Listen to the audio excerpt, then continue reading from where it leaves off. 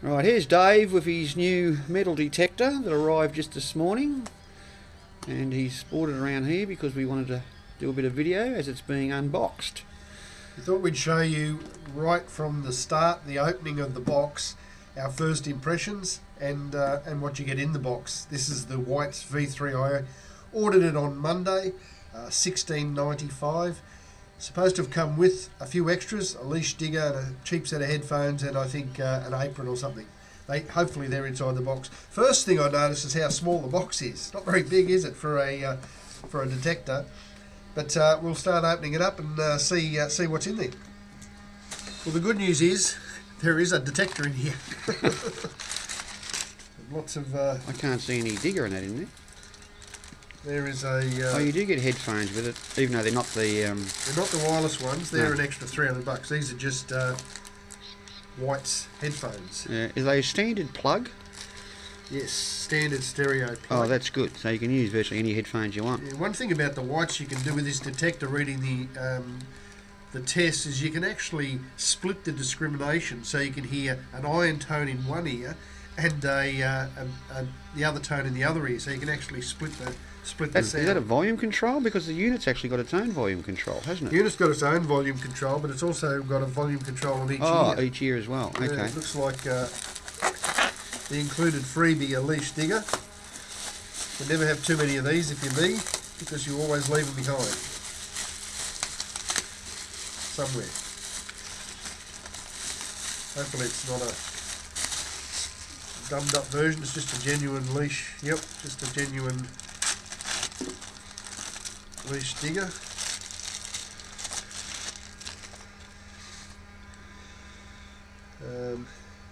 Nothing unusual. The colour of the handle's slightly different there. They've changed them from a bright orange to more of a red colour. That was one of the bonuses with the headphones. Oh, there's the other bonus. Oh, look at that. The very last thing you do when you buy a unit like this, the very last thing you do is read the book when all else fails. RTFM they call that, but I won't say that on camera. It's alloy, is it? May not be, not sure. It's very light. There's a few extras there. See if we need those in a minute. Okay, there's a desktop charger by the look of it.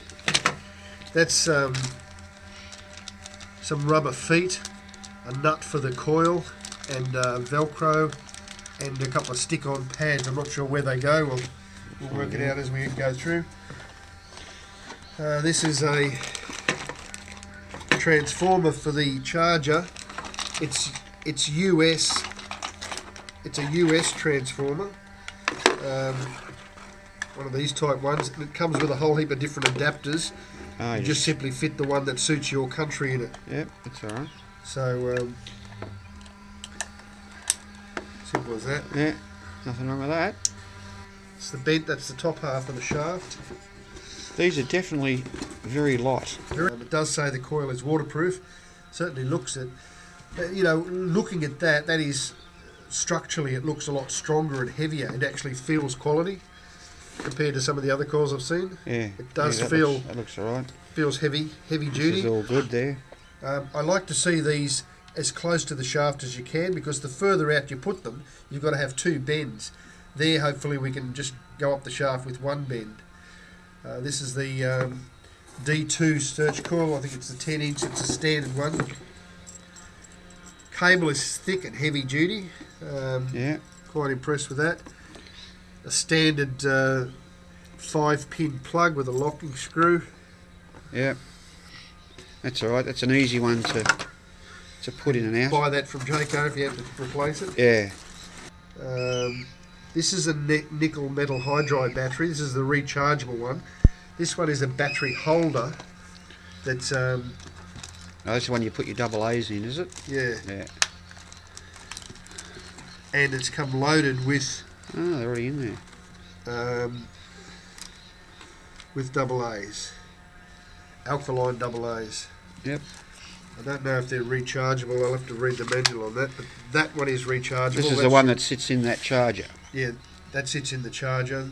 This, I think, may not. You'll have to have a look at that. But you can see that there's 3 on there and 2 on there. Yeah, so this is designed maybe as a backup, because you can always, if you flatten this, you can always go to the shop and buy a packet of double A's and be back in business. 2 batteries. I'll probably buy another nickel metal hydride so I can change canisters pretty easy. Fairly large lump of a battery pack though, when you consider, say, to my 3030, which is a lot smaller. This is quite a large unit. Yeah. Here's the brains of the unit. Oh, okay, that box is not as big as I thought, actually. Yeah, that surprises me a bit. In all the it looks longer in the in all the yes. tests, in all the YouTube clips and everything. This looks like physically a much larger unit, but it doesn't. In person, it doesn't appear that big. That I'd say is your headphone socket. I'll have to check that. Yeah, I'd say it would be. Yeah. Right at the back, which is good. Then you got the cord running up behind you, out of the way. Yep. Just to unlock your battery compartment. These are, that's a little disappointing. These are plastic hinge clips. They're not very reliable in my experience. Okay. They're just basically bent plastic. I would have liked to have seen them a bit better, more metal arrangement. This thing here is actually a cover. That's not the screen. So if you scratch or place this, $5 or $6, you can peel that off and just put another one on. So that's not the actual LCD screen. That's actually a replaceable cover on it, which I thought was a good thing, because if you ever scratch it, you ever want to go to sell it, you just peel that off and pay $5 and put a new one on it. Yep. The grip is rather stiff. It's Hyperlon or Duralon, but you feel that it's quite stiff. Oh, it is too. Yep. Yeah, very stiff. Yep. There's no pads here. I'd say that's what these are. Oh yeah, the padding. This is the padding for the to put in here. to put inside there. I wonder how good this is. That's don't know what that's made Is of. it metal or? I think it's actually, not sure. I'd have to scratch it to see. Feels like thin that? metal. Give us that pointer. What pointer? The knife? No, the pointer. Pro pointer. It's metal. It's metal. Very good. That's good. That's good. So that'll probably last a bit longer. I like the way this is done. It feels like a nice thick grip. It's not a skinny little one.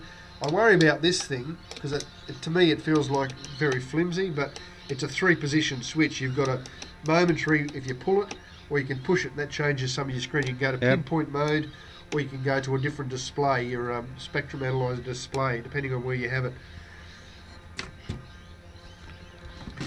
If that did happen to break at any time, that wouldn't be a hard thing to replace anyway. It doesn't look like it'd be hard to replace, but I think they could do with I think that would be something that you could be improved. I noticed that they sell them as the switch with a cable that plugs into the board for $9. So I would say the fact that they're for sale on the White's website, that they must be something that gets broken. At least it's pretty cheap. That's good. Yeah, $9 including the cable, and it just plugs straight. My Fisher has got very similar, and I've never had a problem with it. But mine's just 2-way, forward or back. It's a 3-way. But okay, I'm quite impressed with the way this goes together. I said before that it felt a bit cheap and nasty, but it feels very positive. You push these in, and push that in. It locks in quite well, and this screws and locks in as well. And there's just zero movement there. I'm pretty impressed with that. That feels a lot better than I thought it would be. So let's put the coil on next. Okay, all together, first impression, it's a bit nose heavy compared to the CDX 3030, which is probably one of the best balanced machines ever made. This is a bit front heavy. It's not bad. It's certainly not as bad as the new MindLab Gold machine that they've got out, the little fold-up one. That seemed to be. I felt that the other day. That was very front heavy. This is okay, but it is noticeably heavier in the nose than, say, the 3030 or the AT Pro, or definitely heavier than the Fisher F75.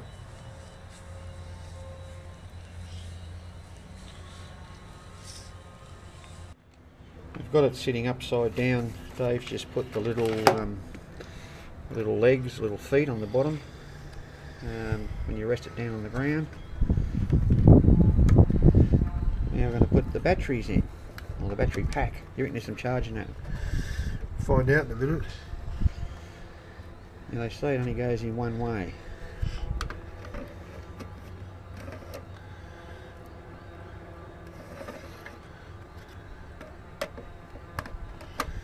I'm going that way. You must have been right. Oh, yeah, that's got to be it, hasn't it? So it must just push against some pins up the front there. Yeah. When I get close to that screen and see if we can get something happen when you turn it on. Righto. Oh, isn't that pretty? Nice colour.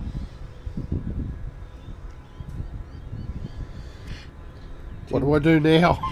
10.8 volts. Yeah, anything over unregistered. See below. anything over 8 volts apparently is okay. Yeah, there's something in these. You put your name into them or something to register them. To search for menu.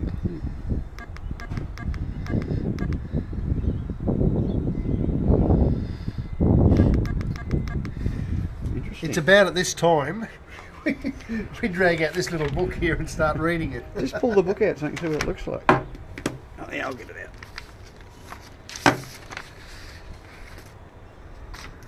There's the DVD. A couple of books. Oh, free copy of Gold Search Australia from whoever.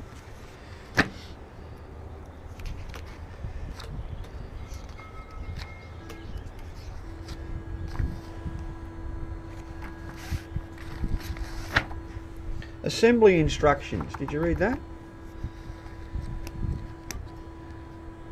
Yeah, okay. The book looks pretty good. All the diagrams and whatever. It's a nice laid out book. Good size. All the things to... Yeah, okay. Yeah, well, that's all good. Stay tuned. We'll give you some updates on how it works in 6 months. soon, hopefully.